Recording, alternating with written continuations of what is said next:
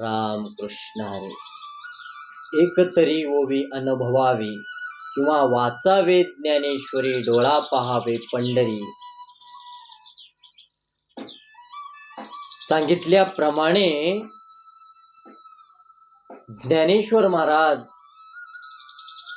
अमृतासारखं गोड ग्रंथ आम्हाला दिलेले आहेत आणि त्या ज्ञानेश्वरीतील एकतरी ओवी त्या ठिकाणी अनुभवावी जन्माला येऊन, तरच जन्माचं सार्थक आहे.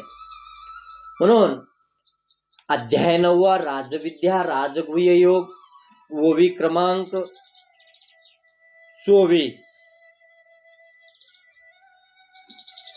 तरी आता चंद्रापासून निवविते, जे अमृताहुनी जीवविते, तेने अवधाने की जो वाढते, मनोरथा माझिया.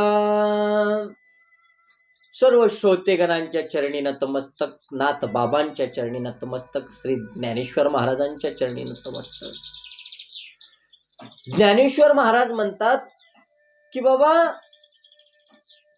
चंद्रासारखं शीतळ होऊन जर काही लक्ष दिलो आपण कुठल्याही त्या ठिकाणी ज्ञानेश्वरीचा अभ्यास करायचा असलं किंवा कुठल्या कीर्तनातलं ध्यान देऊन त्या ठिकाणी अभ्यास किंवा श्रवण करायचं असेल, तर किती शांत होऊन चित्त देऊन ऐकावं लागतं.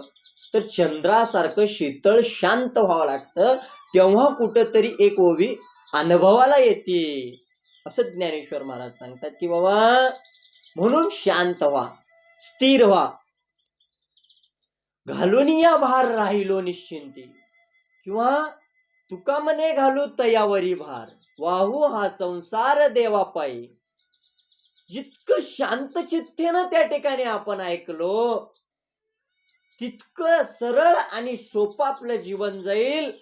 अन्यथा सर्व काही अडथळे आहेत, सर्व काही अवघड आहे.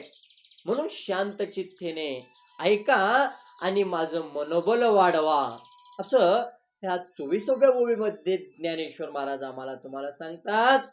आणि उद्या 25व्या ओवीमध्ये काय सांगतात ते पाहू. राम कृष्ण हरी.